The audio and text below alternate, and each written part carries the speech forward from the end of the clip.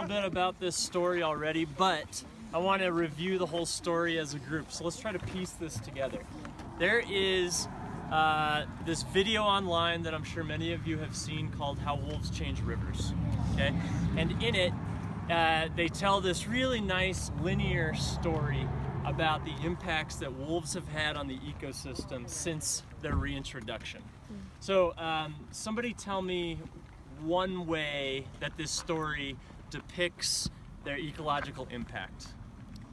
Well, the reduction in grazers? Yeah, so they've reduced numbers, but before they reduced numbers, the idea that the story portrays is that they dramatically changed the behavior of the elk. And so elk, specifically in the winter, will be hanging out in riparian areas like this, right along waterways, and browsing, eating woody stems like willow. And the whole idea is before the wolves, the elk could just kind of hang out in the buffet line and never leave. They could just eat those willows down to a certain level, essentially denuding the riverbank of the willow population.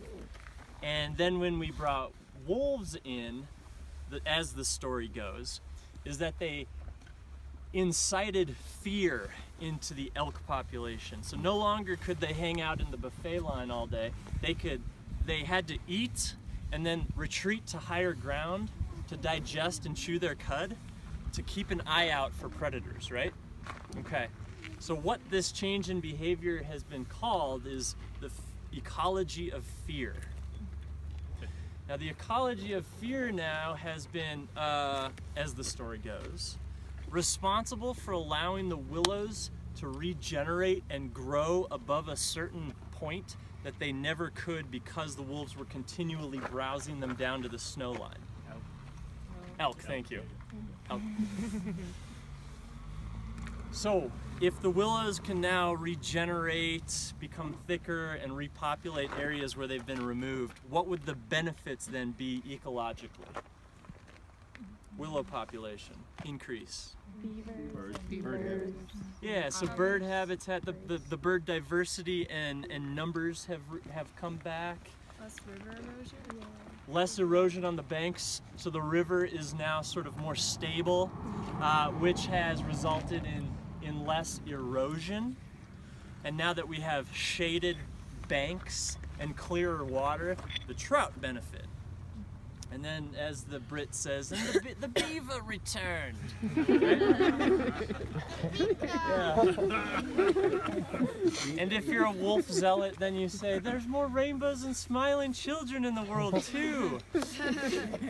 Okay, so this entire idea is that since we reintroduced the apex predator in the environment, their impact has trickled or cascaded down the different energy levels or trophic levels. Okay, so this is the concept of trophic cascade.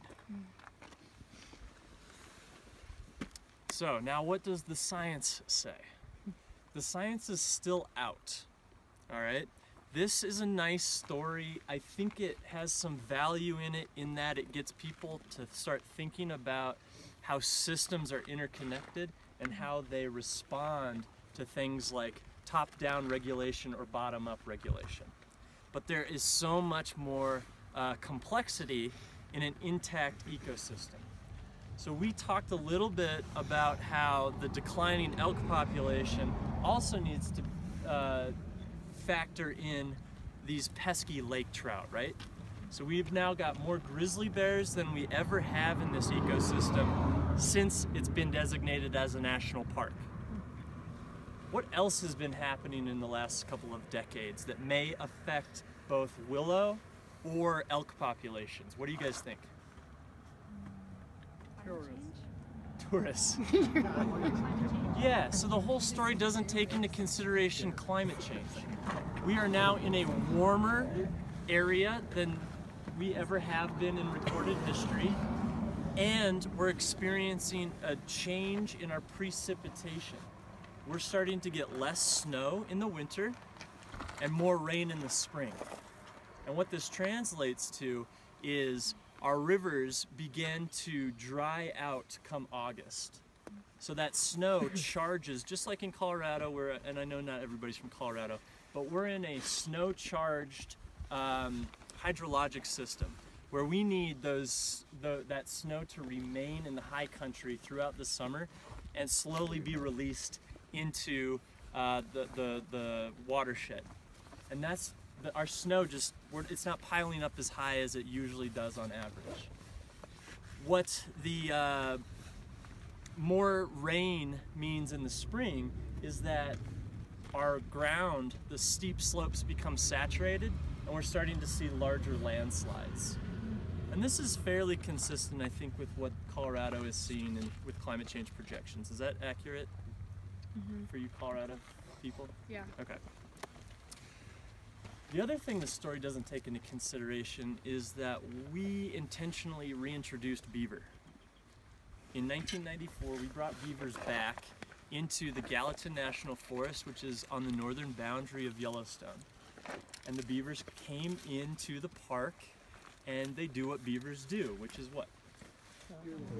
Yeah, they engineer their environment. These dams slow the water down, filter out sediments, the rivers are running cleaner, and the area around dams raise the water table and promote willow habitat, which of course is going to promote diversity of riparian songbirds and the sort of benefits that come along with having beaver on the landscape. So while how wolves change rivers is a beautiful story, it's not as linear and clean cut as is presented. And the science is still trying to figure out and quantify what the true impact of wolves has been since reintroduction. And we really don't know yet.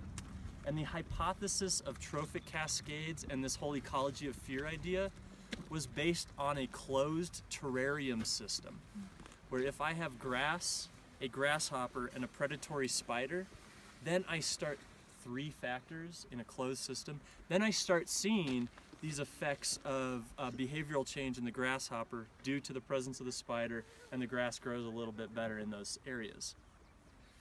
If you look at Soda Butte here, we definitely see the willows starting to come back in these pockets.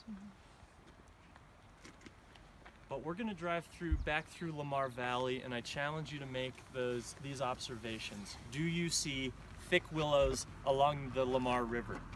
Do you see where we do have cottonwoods? Are there cottonwoods coming back? In other words, do we have a stand of cottonwoods of multiple ages where we've got mature trees, seedlings and saplings coming up to eventually replace those adults that'll die out?